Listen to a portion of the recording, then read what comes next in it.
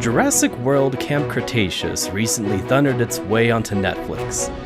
The animated show's first season provided fans of the Jurassic franchise a deeper look into the park created for Jurassic World, before and during the unfortunate rampage of the Indominus Rex. The reception of the show was resoundingly positive, and one of the great features was the music score composed by Leo Birenberg. Leo has already showcased his talents by composing music for shows like Kung Fu Panda, The Paws of Destiny on Amazon, Pen 15 on Hulu, and Cobra Kai on Netflix. He has also provided additional music for such films as Ant-Man, Edge of Tomorrow, and Frozen. Now, he brings his unique voice into the Jurassic World. Derek Davis had a wonderful conversation with Leo that focused on his fantastic score for Camp Cretaceous. But, fair warning, there are spoilers revealed for those that have not yet watched the show's first season. With that out of the way, Jurassic Time presents an introspective look into the process of crafting a prehistoric score 65 million years in the making. So I've seen the entire show, of course, day one. Oh, great. What do you think? Oh, I thought it was fantastic. I mean, yeah, it's pretty special. How did your interest and career in music begin, and how did it lead to Jurassic World Camp Cretaceous? The short answer is I was like the band geek kid in high school. But how that kind of ends up in Jurassic Park is before that, when I was like a little kid, I was obsessed with dinosaurs, like knew when I was 3, 4, 5, like knew every single thing there was to know about dinosaurs, not unlike Darius in Camp Cretaceous.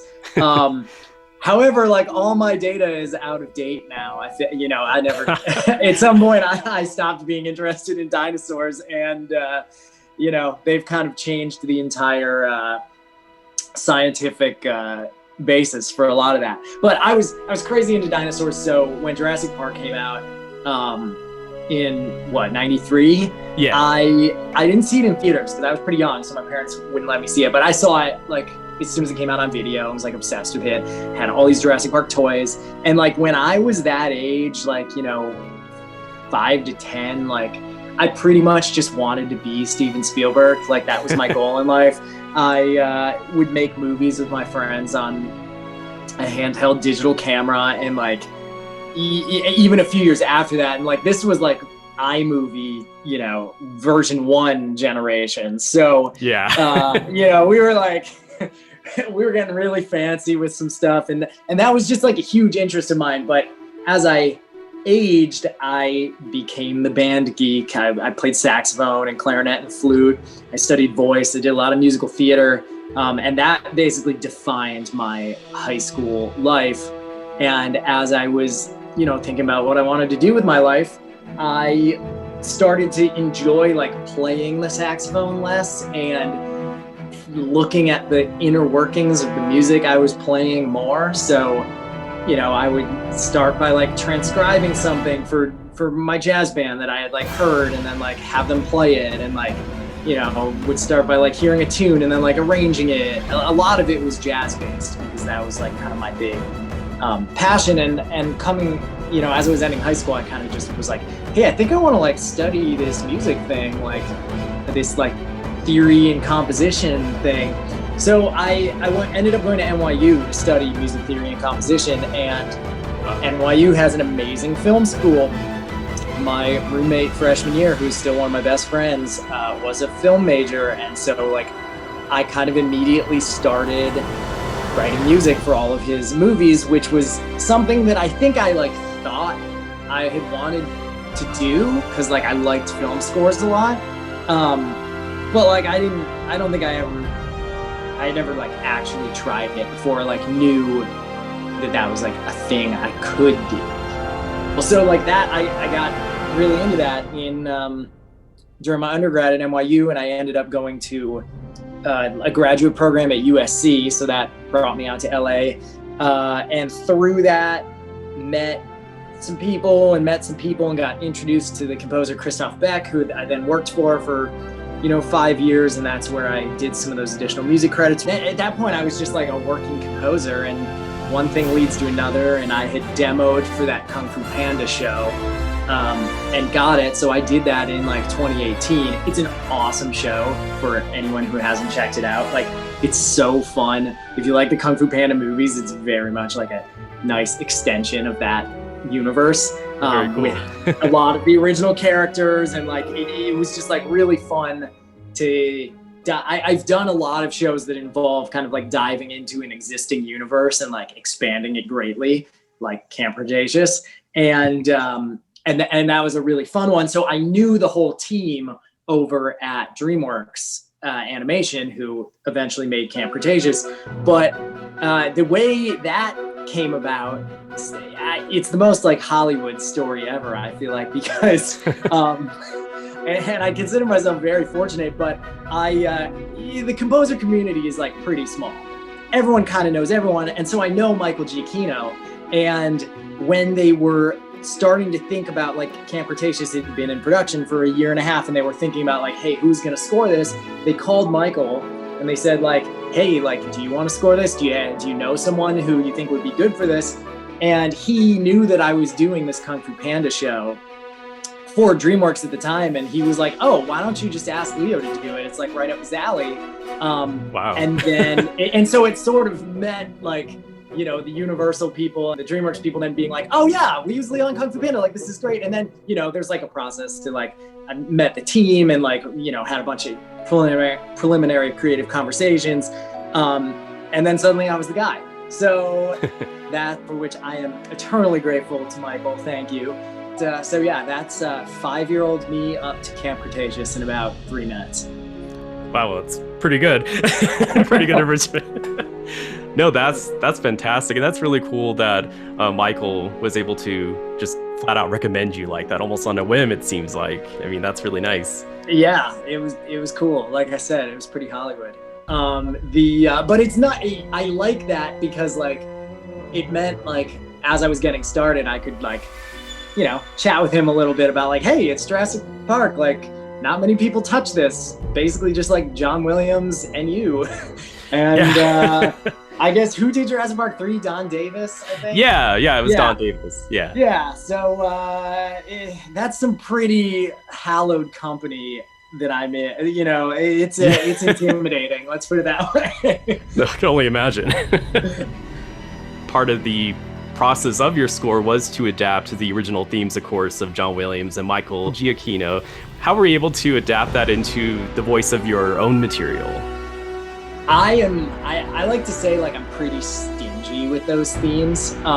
If you go through the show, so like when we spot the show, you know, every episode we kind of sit down, me and the showrunners, Scott and Aaron, and discuss, you know, go top to bottom and discuss the episode and talk about what we want the music to do. And there's really only a few times in this first season where we use the Jurassic Park theme, or like one of the various Jurassic Park themes. There's a few that I like to draw on, and I'll go into that. Yeah. And I like, for me, what I didn't want to do is just use them because we can use them, because it feels almost too much like fan service if you just like slap it everywhere. So for me, it was really important to be like, if we use it, is it gonna pack the most emotional punch and like really make people feel like this is that Jurassic Park moment I've been waiting for, like the big climax. And so obviously the first episode, we draw on them a lot. We use the Journey to the Island theme when they're first entering the park. We use like the main theme when the kids are going over the zip line in that spectacular looking sequence with the dinosaur herd. And then the other one that I like to use is the raptor theme. Yes. Mostly because people don't get, like, I would say, unless you're like a Jurassic Park fan, you don't actually know what that is. Yeah. And it really gets into like a part of the John Williams score that I think casual fans don't realize quite as much, which is that like it's a monster movie, and he's got just like this awesome, complex, like, you know, really dissonant music in a lot of the movie. Like most of the score is really that. It's not bum, ba, bum, ba, bum, ba, bum. That is kind of reserved for a couple glorious moments, and so, you know, we don't see the raptors a lot in Camp Cretaceous, but in that first episode we do a little bit, both in the video game intro and at the end of the episode when they're in the raptor pit. And so like that's probably the one that's the most fun for me to use when I get to use it, because it's like because no one actually recognizes it. So I did. You can really like mess around with it, and it almost feels like more of a fluent Jurassic Park score when I get to sneak that in there. Yes. But for the other ones, you know, it's about only using it when, and they sort of leave it up to me if I want to use it and when I want to use it. And so for me, it's just important that, like, if I'm the audience, when would I want to hear that? And, you know, Journey to the Island, which is personally my favorite of the various Jurassic Park motifs. Mine too. Yeah. I feel like it's everyone's favorite. I think I once like made a joke early on in the process where I was like, yeah, there's the main theme and then there's the theme that everyone likes. And like those are the two, because like, you know, no one knows it's called Journey to the Island. They just think like, bah, bah, bah. You know, so we use that in that first episode in the gate, and we use it in the gyrosphere herding for just kind of for a minute. Yeah. To get you in there. And that's pretty much it for season one. It might sneak in a little understated way somewhere else, but that's pretty much it. And the main theme we use in that zipline scene, and I used it in a flashback at the beginning of episode 4, very briefly, when Darius and his dad are talking about the park, because it's like such an important kind of emotional moment for them. And then I use it not again until episode 7, when the kids are on the monorail right after they sort of realize they have nothing in common and are just like on this monorail and going home. And there is like a very funny voiceover from the monorail narrator saying like, "Welcome to Jurassic Park, where everything is Jurassic," or some like ridiculous commercialized phrase. And I put it there really simply on piano, and I just thought that in the whole season, that's the spot that like it actually hits the most emotional punch, and it felt deserved. So that's sort of my thesis on that. I don't know how I'd be curious to hear like how it came across from a fan perspective. Oh, honestly, like, and I'm not even just saying on behalf of myself, but also on behalf of like the fan community, because I've talked to a lot of different fans, including people that work for a really big Jurassic Park fan site called Jurassic Outpost, which they kind of reference the forums for in the opening scene. Oh, is that really like? Yeah. Oh, that's sweet. I love that. Yes, that's awesome that they got the recognition, like, you know, as like a fan site. Like, how cool is that? Yeah, that's awesome. I think it was like really well spotted, like exactly what you say. You don't want to overdo it. Kind of like Jurassic Park 3. I love that score, but I feel like they kind of overdid the Jurassic Park themes. Like, you were watching Jurassic Park, we're going to remind you, you know? Right, like that, right. Kind of how it felt. But I mean, you know, I still love that score. But I think the way you did, especially like, you saved, you know, the Journey to the Island theme right when they're approaching the gates. And that had to be like one of the most hair-raising and exciting uses of that theme since the original. Oh yeah, I'm not even joking. Like you did it so good. it's fun. I mean, it's that theme really gets you jacked, and so to see the visuals of the gate opening and to, you know, I've got like some music going on, and for them like transition into that, it's a very satisfying moment. And also, like, aside from the fact that I have to like mock it up in detail, which is pretty labor intensive, you know, I don't have to write anything, so it's not that hard. No, but you still had to orchestrate it in a way that it flowed in, like you're saying. I mean, that's, you know, not everyone can do that properly. At least I don't think so. It really takes like a unique talent. Yeah. Orchestration makes the biggest difference in the world.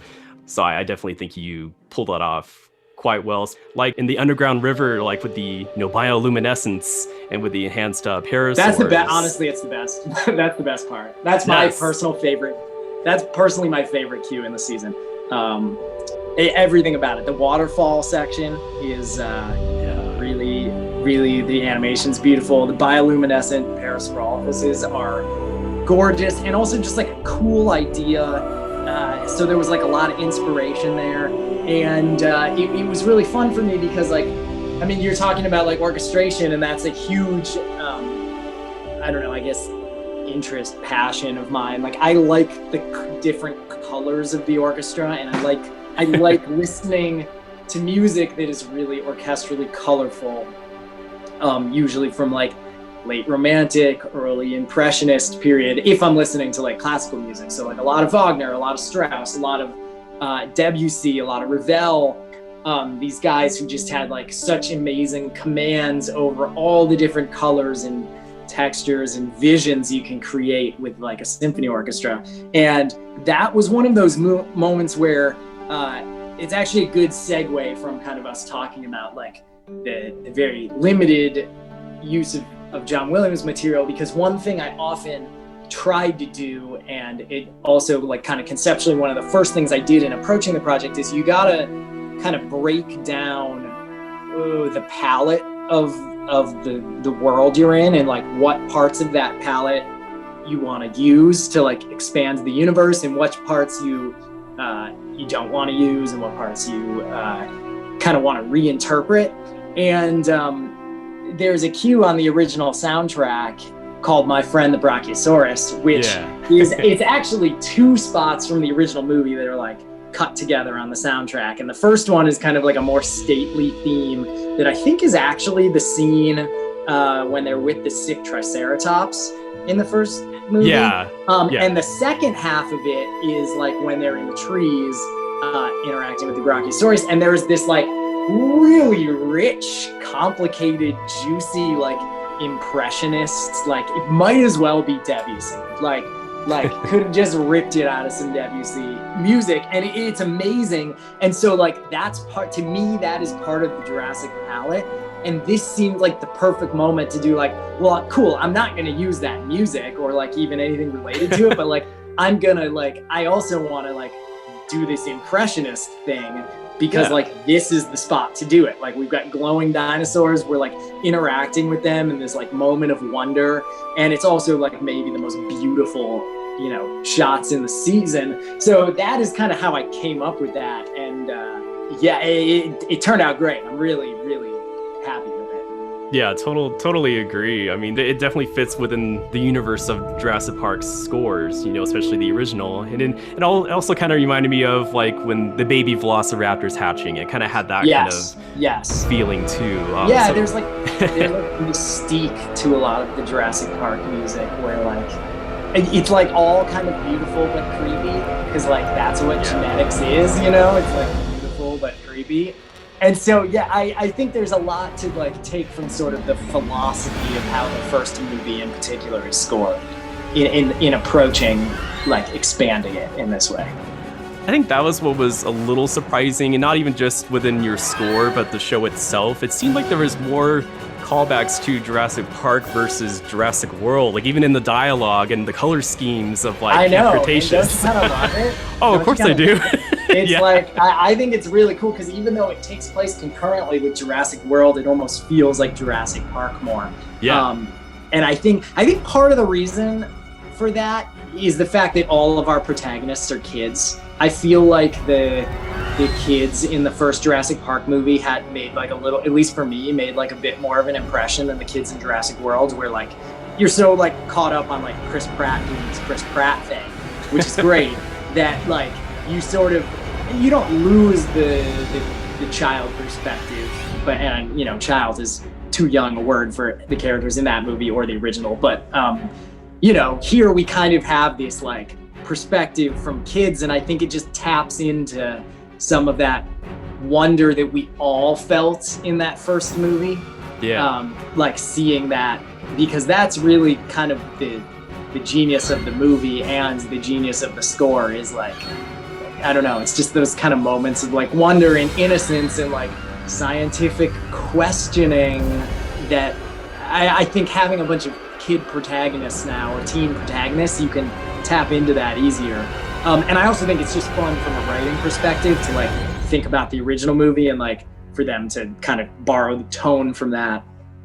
Yeah, and it felt very real the way it all came across. And I mean, I guess like for me, the big difference with the kids in Jurassic World was that the kids were more focused on, oh no, our parents are getting a divorce. Whereas in the original, it's like, we're at the dinosaur park and this is cool kind of thing. So I mean, that was the chosen perspective for sure. And it's interesting because despite being an animated show, you know, with kids in mind, you know, the tone of your score and the series in general was kind of more serious than most expected. Like your music sequences matched the action, like in the lagoon and the monorail sequences are, you know, really intense highlights. So like, did you score as if you were just scoring like a live action film, like kind of disregarding like 100%. I like, first of all, almost everything. I do a fair amount of animation, but most of the, like the Kung Fu Panda show, and I do the show on Adult Swim called Tigatone, which is totally bonkers. Like everyone should check it out because it's like ridiculously like disturbing fantasy animation that is like way over the top musically also. But like everything, I kind of try to score everything like live action to some degree. Like animation can support a little more music and a little busier music, but I think a lot of where scoring is at, especially in things that like border on comedy in sections like a Kung Fu Panda might, like, I don't know, like to me everything is just like a blockbuster movie and that's how I score it. In specific to Camp Cretaceous, like kind of going back to something I was saying before, is like identifying that palette of what to take from the movie, and how one thing that I appreciate a lot from the John Williams score is how it's kind of a monster movie. And I think the creative team on the show really was tapped into that, and everyone wanted to feel like there were life and death stakes, which there are, throughout all of Camp Cretaceous. Like, this is not a kid's show. You know, I'm sure you've read, but one of the first things they told me was when they were kind of getting the final sign off from Spielberg to make this show, he said, "Don't make it the kiddie version. Like, this isn't Disney Jurassic Park. Like, this is like, these happen to be kids, but like they might get eaten. People are gonna get eaten." With those scenes like the monorail, the Mosasaurus, like I wanted to make sure that there was a risk of imminent death at any time.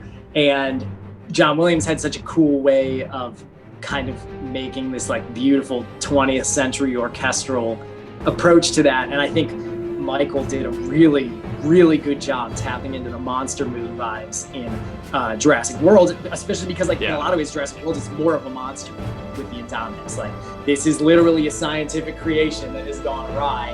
And I think he nailed that. And, you know, Michael's score, you know, it sounds more appropriate for a 2015 studio movie than just a pure redo of the 1993 like aesthetic would have been, and I think he totally crushed that. So for me, I kind of had to, you know, say, okay, now it's 2020, you know, how are we, like, the audience needs to like feel the exhilaration of the scoring in a contemporary way, and I want to make sure I get the vibe that like Michael nailed and that John Williams nailed, going all the way back to 93. And so, yeah, I don't know. So this is kind of just like a long, free-form answer to your question. But those scenes like that became these like big monster movie type sequences, like set pieces. You know, most of the episodes sort of have a set piece, which makes for a very cinematic experience. Or like I like to joke to the creators, like, every week I have to write the climax of Jurassic World. Like, yeah, I'm not tired at all. Oh, that's so cool. I mean, you definitely had a lot of toys to play with, just as, you know, just as the show did. I mean, if I had one criticism with the original Jurassic World movie, was that there was a lot of things introduced, like the monorail, and even things like on the park map, if you ever saw it. Like, I think they even have like the zip line mentioned, maybe. Right. And all these different toys that, you know, we all wanted to see be played with, but, you know, there's only so much time in the movie with a story that they're trying to tell, so of course they can't have every cool sequence happen. So now you get to play with those toys. Exactly. and I think one of the things about Jurassic Park as like a setting that gets people so excited is everyone wants to just like brainstorm what that park could be like. Because like everyone just wishes Jurassic Park, Jurassic World were a real thing, despite all the warning signs we get from the movies. Like, I know I wish I could go. And so then, like, you know, once you think that, you start to think like, oh, wouldn't it be so cool if there was zip line, or like, oh, I bet a monorail would be so cool, or like, what's the Jungle Cruise equivalent in Jurassic World? Like, oh yes, you know, it's pretty much an endless funnel for creativity. And so, yeah, I think one of the most exciting parts about working on the show is that I get to explore those things and score them when like no one's gotten to before. I feel like there was like, was there a monorail like in the books, or did they mention it in the first movie and just never like, I feel like everyone has wanted a monorail forever and now it finally like exists. I guess you see it a little bit in Jurassic World in that kind of park montage. Yeah, you see parts of it in the movie. But, you know, believe it or not, the monorail, the idea of the monorail might have originally come from, in the game Trespassers for the PC, and there's like ruins of a monorail that was trying to be built on Isla Sorna. So like maybe they saw that idea and decided to put it in Jurassic World, or maybe they just you know, thought, oh, well, Disneyland's got a monorail, so maybe I love it. I love the idea of the monorail. I love that entire episode. I think is like a really strong point kind of for everyone's character arc. You know, like, yes, there's dinosaurs, but like one of the great parts about the show, I think, is like the character arcs for all the kids end up being like pretty strong and relatable. And I think when, you know, they're kind of introduced as a series of stereotypes as a starting point, and then like from episode 4 through 8, you just get to watch everyone like really put under stress and evolve and reveal a lot about their backstories. And I just think that's awesome. Like, that's the kind of stuff as a film composer that like you're always keeping track of, because, you know, I'm constantly scoring what's not on the screen, whether it's a threat or like an emotional breakthrough or what. And so that monorail, that is episode 7, it is kind of gave me this huge opportunity during the sequence of the monorail to like play along with all the beats as the kids are discovering that they might not actually really be friends, and then score that set piece of set pieces with the with the pterodons, which is like nuts. With a dramatic ending to it as well. Very dramatic ending. You know, some serious life or death stakes. That is probably my. I don't know if I mean, my favorite spots are the bioluminescent cave, the Mosasaurus lagoon. So that episode 6 is stacked, and then episode 7, the train sequence, which is basically like 8 straight minutes of mayhem action music that also does a lot of storytelling. You know, there's like a theme that I established back in episode 2 when Ben is holding Bumpy right after Bumpy hatches, and like that is the theme that you will hear when Ben is like up on top of the monorail climbing to the front car, and like it sounds totally different, but like that's where it came from. And so like it sequences like that really provide kind of the final form of evolving your themes, you know, when you're like working with these characters over the course of like a season. And so it's really fun because like on one hand you're just like scoring the awesome set piece that is like a monorail being attacked by flying dinosaurs, but like if you aren't like to really do it well, you gotta like hit the themes right in a way that packs the subliminal emotional punch. And so I feel like I did a pretty good job there. I feel great about it. It was a really fun sequence to do. No, it came out spectacularly. Like I mentioned before, that whole episode basically was one of the musical highlights of the entire series, and it was just exciting, and yet, you know, had the emotional beats as well. You know, just like any good movie would. You know, like a little mini movie. If there is a second season, how would you tackle the score, given that now the park is torn apart? You know, with the kids abandoned there, like, would you maybe harken back references to John Williams' Lost World score with like percussive elements because everything's wild. Maybe there's I always like percussion. There's there's a lot of colors in percussion that some of those Lost World sequences have a lot of percussion going on. I think for me it's all about the characters ultimately. So I'm sure if the kids are stuck there's going to be a lot of new dinosaurs that provide new visuals that would be fun to score, but the stories of the individual characters are still going on, so that provides a lot of kind of emotional meat to thread, seeing how they all kind of develop. Yeah, we have Manticore to worry about. So we got Manticore. Yeah, that is a bit of a cliffhanger back from episode 2. It comes up a few more times, but not a lot of resolution in season 1 with that. Yeah, no, and that's definitely got people curious and invested to know like what happens next with that, and hopefully that provides you with more musical ideas too. Oh yeah. So I love the ideas of like bad evil corporations. That always provides a lot of good versus evil scoring material. Yeah. No, definitely. I mean, that's something that they've officially announced, like with the Jurassic World Dominion, like the reintroduction of Dodson. Right. With Dodson. And I read about that. We got Dodson here. Yeah. So that's pretty exciting. Nobody cares. Nice hat. Yeah. Honestly, like that might be my favorite scene from the original movie. It's just it's iconic.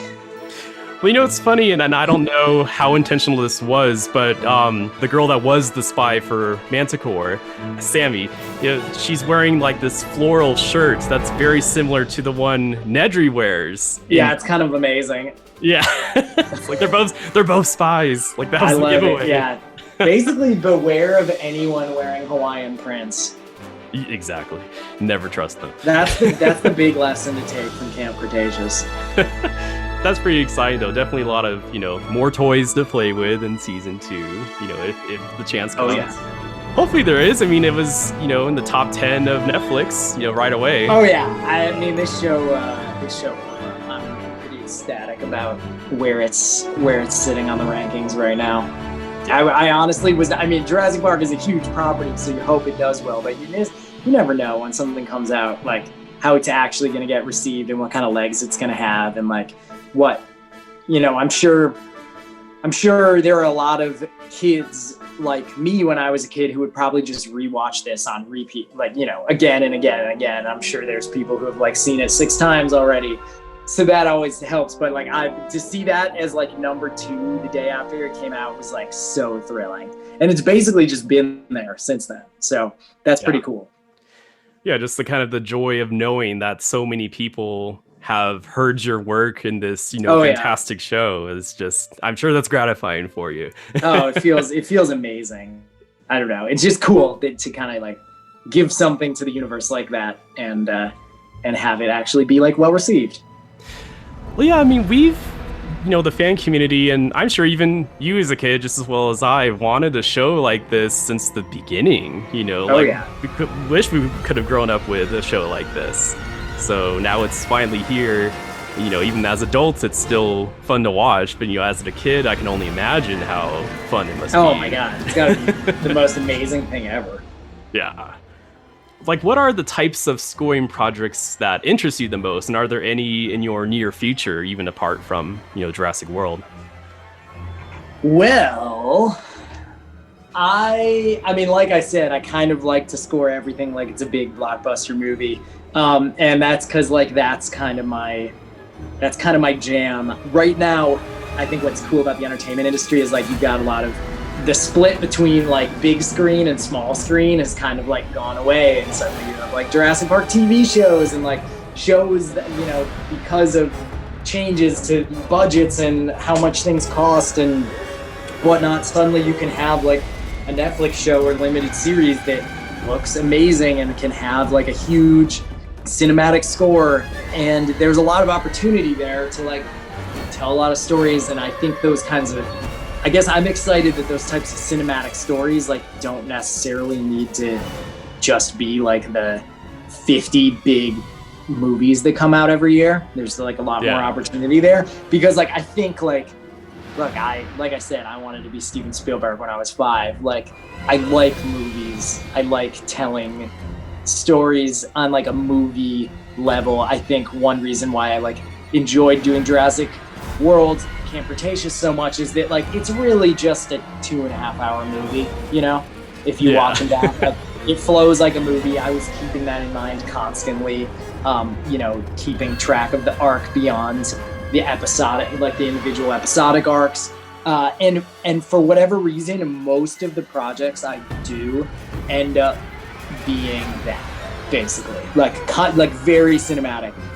One of my other big projects also on Netflix right now is Cobra Kai, and the score to that is like wildly cinematic with a very different flavor than Camp Cretaceous, but still like we score that like a movie is what we're constantly talking about. Like there's no, I feel like there's kind of this definition of like TV music that used to exist and that like is kind of fading a little bit, but like I never want to do that. Like whether I'm doing a TV show or a movie, like I'm writing movie music. Like the theatricality of it is very important to me.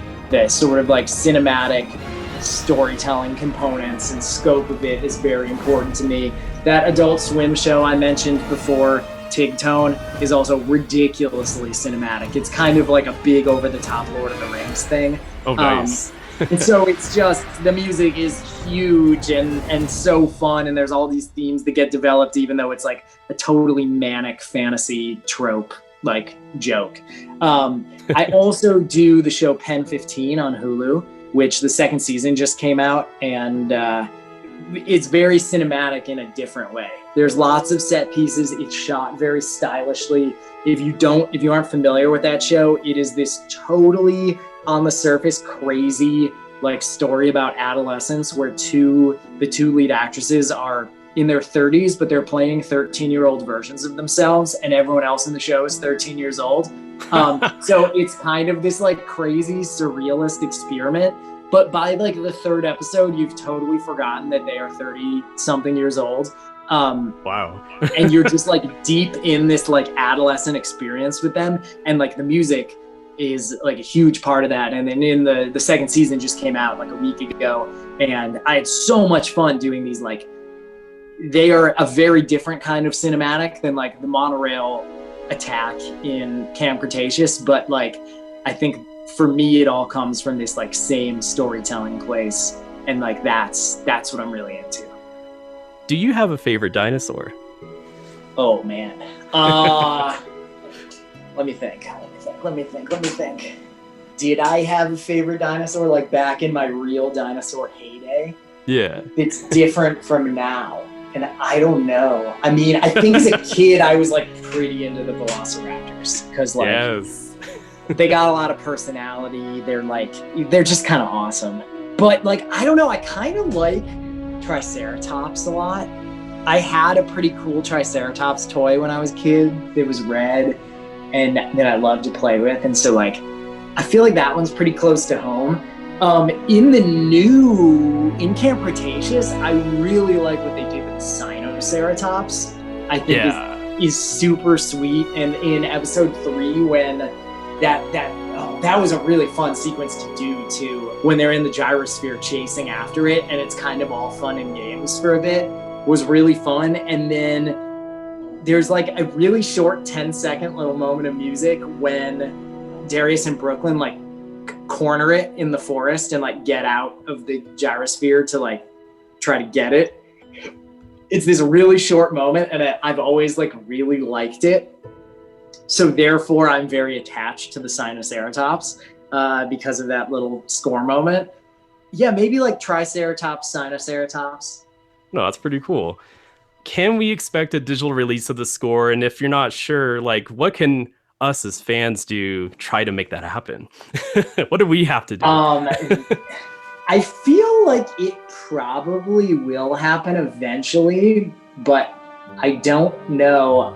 You know what you could do is everyone could just tweet a lot at DreamWorks Animation and Amblin and Backlot Music. Backlot Music is like the record label that Universal owns, and so it's like all those companies are connected. And so like, hey, if you just tweet at them a whole lot or hit them up on Instagram and just ask like, hey, can we get the score to Camp Cretaceous? Like maybe it'll happen. I love that the fan uprising. Yeah, that's how we get things done. Well, thank you very much, Leo, for taking the time to talk with me today.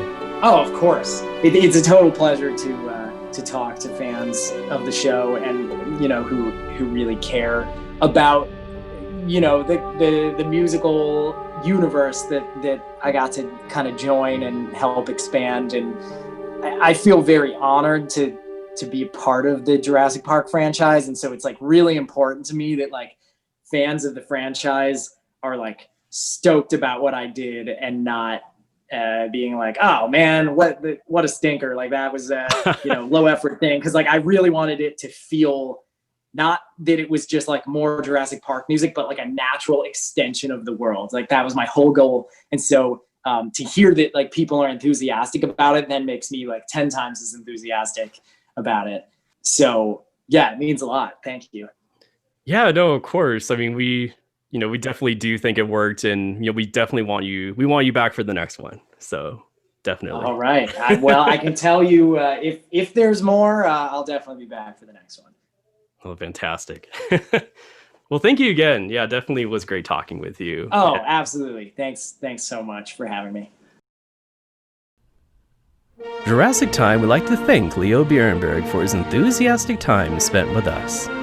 His immense talents helped shape a thrilling new score for the Jurassic franchise, with hopefully more on the horizon. We hope you have enjoyed this conversation, and remember to tweet or reach out to the aforementioned handles to support the release of this score. Be sure to like and subscribe to see more of Jurassic Time's exploration of Jurassic Park's hidden histories.